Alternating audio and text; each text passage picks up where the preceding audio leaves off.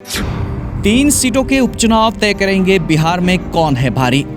भाजपा और महागठबंधन ने अपने अपने स्तर पर शुरू की तैयारी। भाजपा को खुद को साबित करने का होगा बेहतर मौका। चाचा भतीजे की जुगलबंदी दिखाएगी असर। पिछले एक महीने में बिहार की सियासत में बहुत कुछ बदल गया है। गठबंधनों के स्वरूप बदल गए हैं। विधानसभा में नेताओं की सीटें बदल गई है। आने वाले समय में बिहार की राजनीति पर देश की सियासी है। इस उपचुनाव के संभावित परिणामों को लेकर भी चर्चाएं शुरू हैं और ये चुनावी नतीजे बिहार के आने वाले सियासत को कैसे प्रभावित कर सकता है, इसको लेकर भी राजनीतिक हलकों में गुना भाग किए जाने लगे हैं।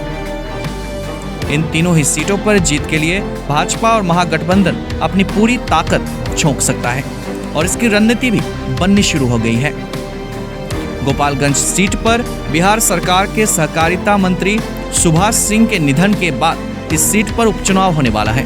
सियासी गलियारों से खबर यह भी है कि इस सीट पर भाजपा सुभाष सिंह की पत्नी को मौका देकर सहानुभूति वोट के जरिए सीट बचाने की कोशिश में पूरी ताकत झोंकेगी।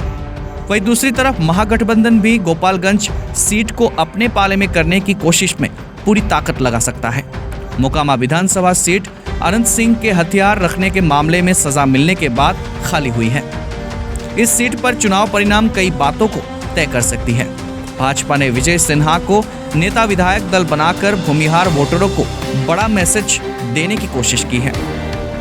वहीं राजद भी इस सीट को अपने पाले में करने के लिए पूरी ताकत झोंकेगा।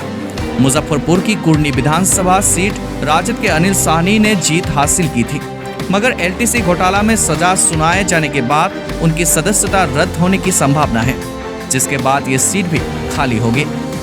इस पर बाकी दो सीटों के साथ उपचुनाव होने की संभावना है। कुर्नी मल्ला बहुल क्षेत्र माना जाता है और इस सीट पर मुकेश सहनी भी उम्मीदवार उतारने का मन बना रहे हैं। Bureau report, time at Bihar.